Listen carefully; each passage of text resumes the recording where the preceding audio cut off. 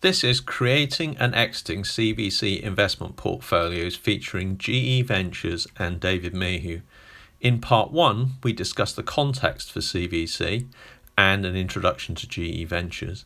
In part 2, we'll be looking at the exit strategies and more of the points that came up during the discussion on this session. Very welcome to AIM of ours series of webinars and podcasts where we're involving leaders in corporate venturing, investments and startups. I've got the great pleasure today to have David Mayhew from GE Ventures. Hi, David. Let me come off mute. Hey. Good morning.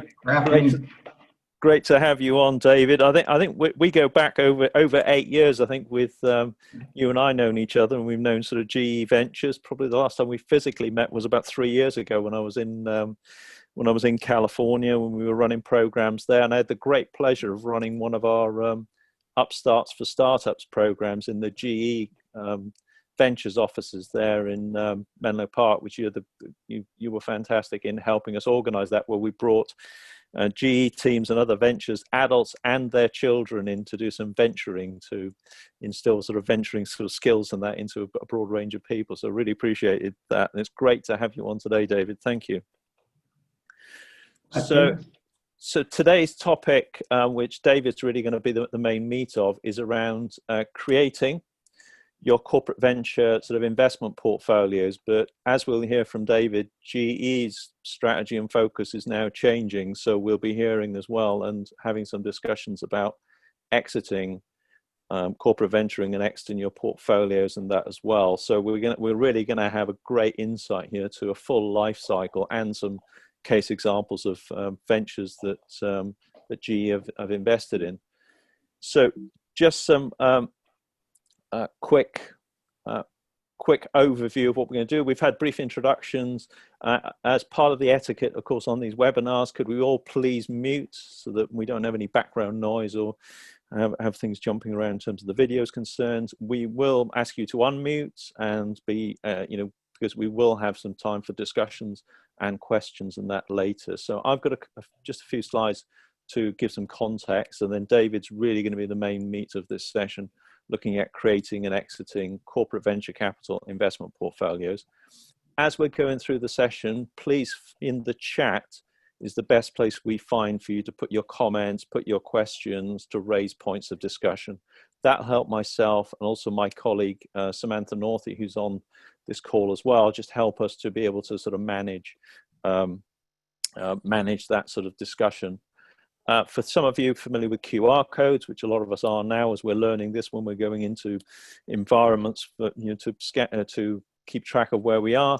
If you use your mobile phone, open the camera and point it at the QR codes in the presentation I go through, it'll link you through to the materials that we're talking about there. And there's one over my shoulder and that as well. But that's a sort of a useful quick connection when you can't link through on these webinars to materials. So some context. We know we're going through a massive change in technologies. We're going through a massive change of business models. And GE are going to highlight to us now why and how they've done their venturing. There's a few slides here just to illustrate really in the energy space, for example. Of course, we're moving from big power stations burning fossil fuels, and we're getting new devices, we're getting new ways of saving energy. But as we know, we're moving to a distributed energy and data-driven sort of energy and transport mobility environment. We're also seeing health being digitized, and GE and health has been a key area in their portfolio as well. So again, looking after sick people in hospitals, to new devices, new technologies, and the power of data now in monitoring and help improve health and wellness sort of outcomes. And in fact, our next webinar is on the 5th of November is with Merck Global Health Innovation Fund, who will be diving more into this sort of space and that as well. And then also we're seeing that all transactions now are becoming data-driven, automatic transactions, automatic pricing, automatic sort of things through the supply chain, and IoT, as I know some of you on the call are also sort of covering. So we're seeing this transition in these sort of three horizons. Now, in the book that that we published about 3 years ago now, called Purpose to Performance, around innovative new value chains, we highlighted really what's the strategic purpose about why you're doing venturing and why you're doing innovation. What's the appropriate process? So things like corporate venture capital, investing in startups, partnering, incubation, university collaboration. So those are different processes to drive those things. Who are the partners you're working with? So other funds, startups, incubators. And then what are the performance measures to show you're being effective in your venturing? So financial returns, strategic returns. But central to this really are the people. So how do you determine your strategy? Have you got the right sort of people within your teams running the venturing program? Are those people got the skills to sit on the boards of startups? And have they got the right performance sort of metrics to drive and motivate those individuals? So I think what David's going to be covering and what we're going to look at in GE is a sort of a case example really of this sort of framework. So that's really some context in terms of some of our thinking around being strategic in your sort of innovation. And really, I think at the heart of it is when we've got a new world, when we've got new technologies, when we've got new business models, can the corporate venturing unit be the eyes and the ears and that be in the top of the crow's nest to see sort of where that future sort of new world is in these new business models, like the examples I just gave in energy and transport and health. So that's really just sort of some of the context and that what we're doing. We've been pleased to say that, you know, over the last number of months, we've had some fantastic content and presentations. So Kamal from Chevron here was on when we had heard from Shell Ventures speaking a few weeks back, and we're pleased to say that we can share with you sort of videos from those previous sessions. And from this session, the main presentation part is also we'll be sharing as well, but we won't be sharing sort of the discussions that are happening and that on this call and that today. Upcoming, we've got Merck, as I said, Bill Taranto, who's been running the Merck Fund, speaking on the 5th of November. So if you go to our Eventbrite page, you'll see that. A couple of other things that we've got upcoming, which are a bit different to the usual things we're doing. We've been running for some time now, so there's our team and some of the corporates that were participating in the workshop we did at Williams, where we brought them together, and we've done roundtables.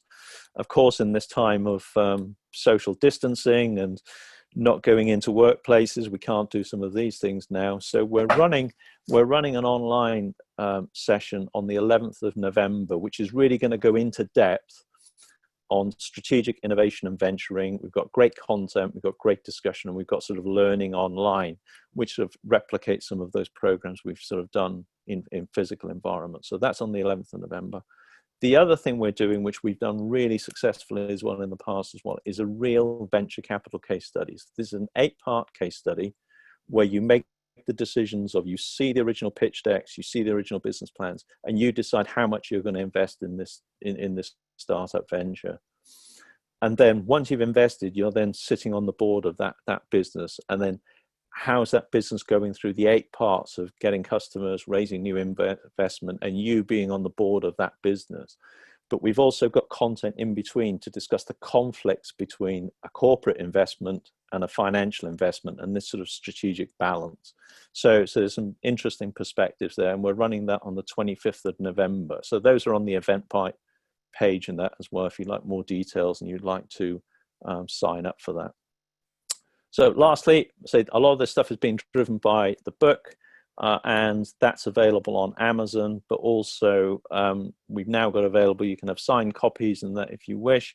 Again, it'll be on the Eventbrite page. So that's enough from me in terms of content and sort of discussion and giving some context. So I'd like to hand over to David now to give us the insights and perspectives and that from GE Ventures, please, David. Over to you. Sure. Well, thank you, Andrew. I appreciate the time. I know we've done a number of these together, and they've always been as informative for me as I hope for the other people watching. And I think Andrew framed this very well. I'm certainly not here to try and teach or suggest anything that we did is more relevant or less relevant than any of all of you are going through. I think it's more of a case study. I'm happy to be completely open and honest about what we did well and the numerous things we did very poorly, and what led to the life cycle, the growth, the success, the turn, and how we're dealing with it. Just very brief background. So I am Chief Investment Officer and I run the Ventures unit at GE. We originally founded this group back in 2013, beginning of 2013. We had a very rapid growth. At our peak, we had, I think, about 25 investors, plus the back office, plus a number of adjunct businesses that we ran with the Ventures unit. And I'll talk about that a little more. We were making we had a goal of doing 25 to 30 new investments a year. And in our busiest year, I think we did about 28. We had a portfolio that peaked at about 115, 120 companies. And keep in mind, this sounds like a lot, but at GE, we were managing this across 5 different business units. So it's almost like having 4 or 5 different venture units all compacted into one. We reported up to the corporate as opposed to an individual business unit or anywhere else. I'll talk a little bit about how we got set up and why that was either right or wrong in the success or lack of success in some of the stuff we did. We had some great wins in exits. We had some great wins strategically within the organization. We had some great failures, both financially and strategically among our investments, which I think is typical for a venture capital unit. But I'm also want to focus it on things that are relevant to you. So please stop me at any point in time. Ask questions. I will be as frank as I can about what went right or wrong, and making suggestions for others as they either move into this space, move along this space, or move out of this space. But I'm going to try sharing my screen here. So I hope this works, but I will very quickly go through a couple of slides here.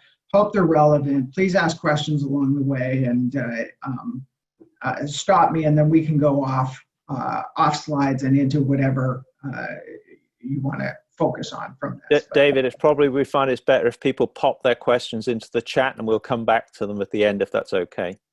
Works for me. Good man, thank you. Okay, so can you see my screen right now? Yep, that's great.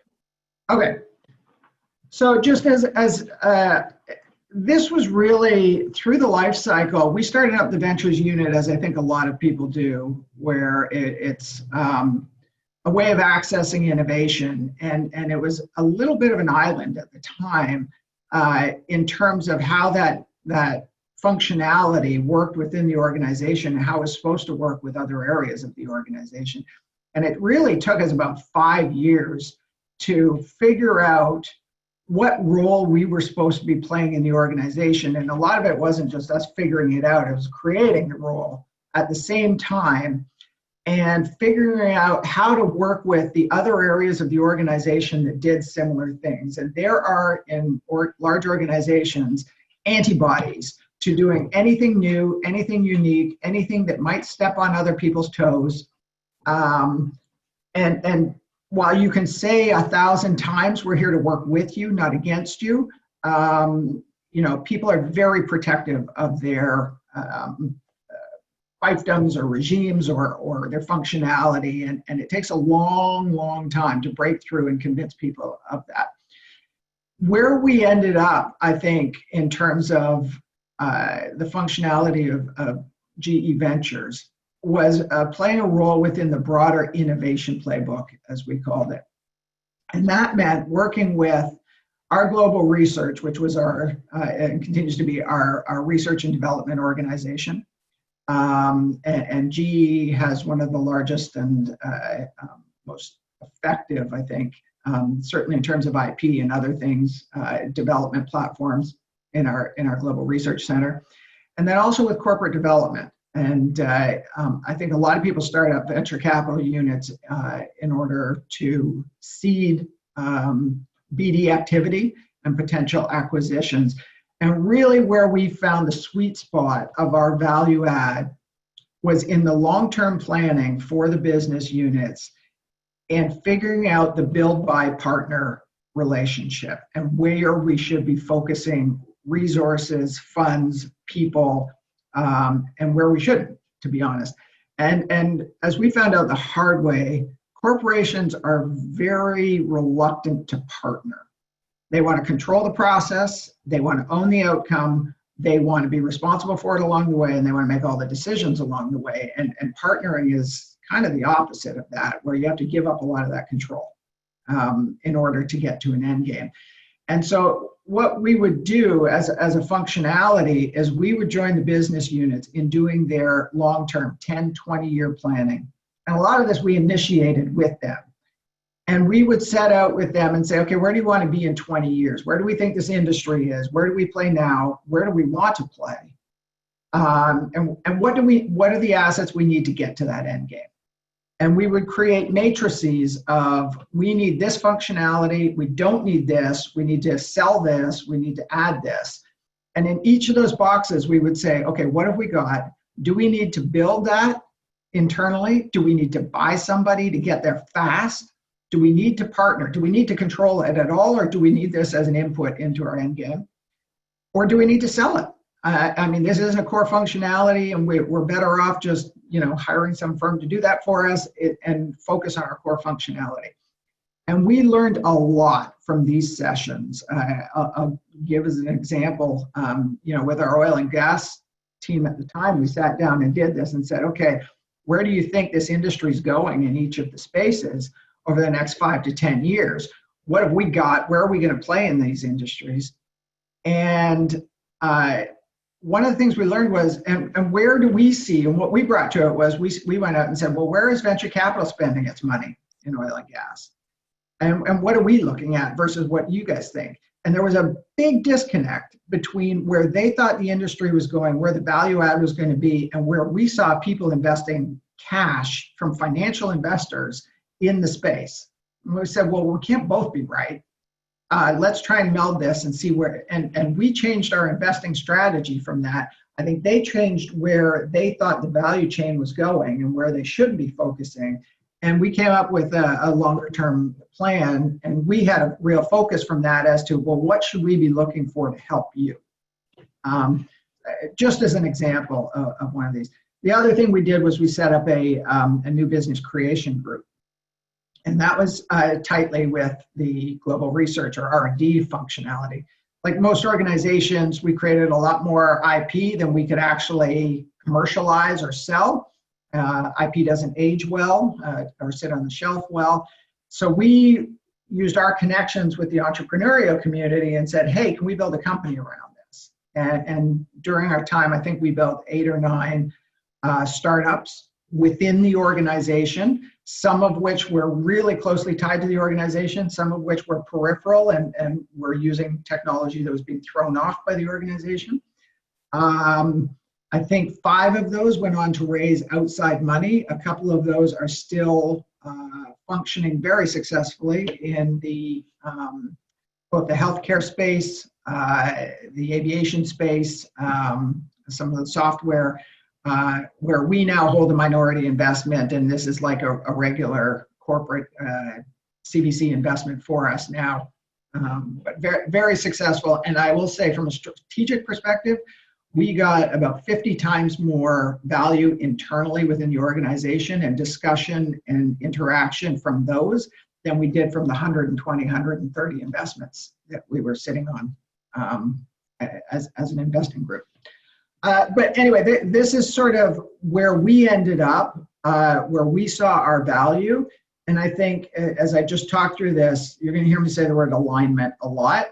And this is really where we had to align within the organization, both at the top level, from the people writing the checks, the CFO, the CEO, depending upon who you report to, all the way down to, and the biggest disconnect in alignment is who you engage with and who is going to use the technology from the investment that you are making versus, the strategic people who are sitting up, in glass towers and making decisions, etc. So I'll just move on to that. So we're talking about accessing innovation and the life cycle. Very early on, I know a lot of you are already set up, but I think the point I want to make here is the success or failure of a corporate venture group is tied almost entirely to the alignment that it has within the organization. And that's at about 5 different layers within the organization. And if you get these wrong, life will be very difficult. It will be hard to get success, even if you are financially successful. You'll get asked about the strategic side of it, vice versa. And I think it all comes down to what are you here to do? What's your purpose within the organization? Who is setting it up? Are you being set up by the CFO? Are you being set up by the head of R&D? Are you being set up by a business unit? Or where do you report? How do you think about it? And why are you doing this? And what we found, and I think somebody mentioned Sue Siegel, who was brought in originally to run and grow the group. We talked with probably 100 of the Fortune 1000 companies. And disappointingly, a lot of people were doing it because they saw everybody else doing it and said, well, I guess we better get one of those out there and start looking at things. And they were getting asked, well, why don't you have a venture unit? And so they would do it. And it was destined for failure right from the outset. But the alignment of what you are trying to accomplish and how you're set up and why you're set up is I think, core to the longer term success of, as it is for any organization within the corporate. Again, keys to success. I cannot overstate the alignment part of it. Proper setup. I think someone for Chevron was talking about they're on their 7th fund. If I was doing this over again, the first thing I would do is say we need to set up as a fund, not investing off of the balance sheet. That it creates a whole different set of alignments, of responsibilities, of decision making, of life cycle. If you are in a fund where you are making the decisions, that is pre-authorized capital, effectively. And as you will find through the life cycle of a venture group, or every venture group does, is doesn't matter how good your investments that you find, if the checkbook gets cut off, it's going to be a very difficult time. And when you go back and try and do a follow-on investment for something that used to be strategic and is no longer strategic, and you find people saying, well, why would I ever follow on with that?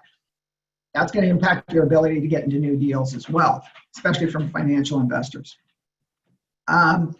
Accessing deal flow, certainly a strong measure of success. I think a lot of people come into this thinking we've got a great name in the industry, the world will beat a path to our door. It's not the case.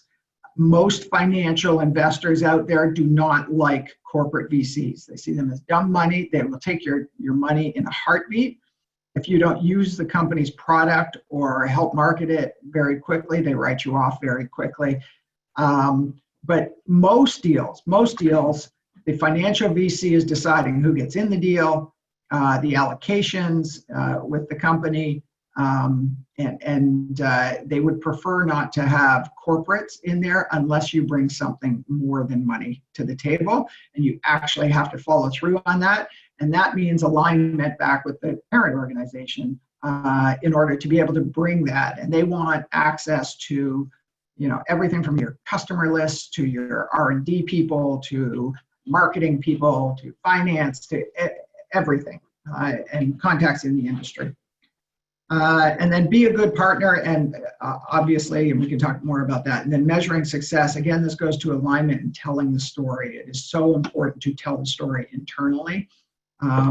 Whether it's successes or failures, people love to hear the stories, frankly, and showing what value you're adding, and it goes back to that original alignment and who you're talking to is absolutely key. Things to watch out for, and these we've learned the hard way over time. People love to attach your name to their pitch books next time they go out. it's hard to get in the investment, but once you're in, they ask you, the first thing they'll ask you for is a copy of your logo so that they can put it on their pitch book and say, you know, this is one of our partners or our investors. And they use it to validate the technology and the company, and your name will be inexplicably linked with that organization. I can't tell you the number of times where we put $1 million into a $20 million round, had a small participation, and I'd open the paper the next week and see GE invests in X. And I'd start getting calls from the organization going, what the hell are we doing? Why are we buying this company? And it's like, whoa. We are a tiny minority within this round, let alone the company as a whole. The interaction with the parent company is key. Frankly, this is why most of these companies want a corporate in there versus a financial VC. And your ability to bring those people to the table it is really core to their determining whether you were a great partner or not, and your investing partners will determine whether you were successful or not. So the flip side of that is, you know, when we get a fun company or a great company with a lot of alignment, everybody at GE wanted to talk to them, and they wanted them to do presentations and come to this conference and speak at this and that. And these little startups with 20 different investors just cannot afford the attention that we give them. And, you know, we have very specialized people because we can as large organizations that do very finite jobs. They have 20 people doing every job. And when we ask them to do things, it pulls hard away from them actually functioning and growing the business. I've talked a little bit about the view of you know, outside investors with corporate VCs, and I'm sure a lot of you can have your own experiences with this. This is sort of the holy grail when you talk about corporate VC is, what have you done for us? What are you doing for us? You know, what do you bring to the table? And, you know, when you're around for a long time, I love that Chevron's been around since 1999. I mean, once you get over 10 years, you generally have some great exits. You've got a great story to tell. People get what you're doing. And it doesn't make it any easier, but at least your functionality within the organization is understood. The first 3 years is the hardest. Generally, you have been spending money and not receiving money. You're spending it in things that people don't always understand why. And everybody wants to know how you're doing, and so you give them an IRR or something like that, and it looks horrible, or it's all on paper because it was markups, but you don't get any cash back. But the strategic value is really hard to measure. And I always made the statement, you know, if we're riding up in the elevator with our CEO and somebody says, oh, those, you know, ventures guys were core in finding us this opportunity or these people or this business model, that will go further than anything I can put on a PowerPoint page and show to people. It is really hard to tell that strategic value, but you need to, especially during those first 3 to 5 years. If you are earning your cost of capital, people will give you a lot of leeway. If you're not earning your cost of capital, as you generally aren't in those first 3 years, you better have a great strategic story to tell in order to validate the existence of the group and get through those 5 years. Lessons learned. So the average life of a CVC remains at less than 5 years, and this has been a fact since I started doing these with Andrew. I don't think it's gotten any longer. We see a lot of corporates come in, a lot of corporates go out. GE made it a little longer than that. I think we're in our 9th year now, 8th or 9th year. But all we're doing is stretching out the bell curve on that one.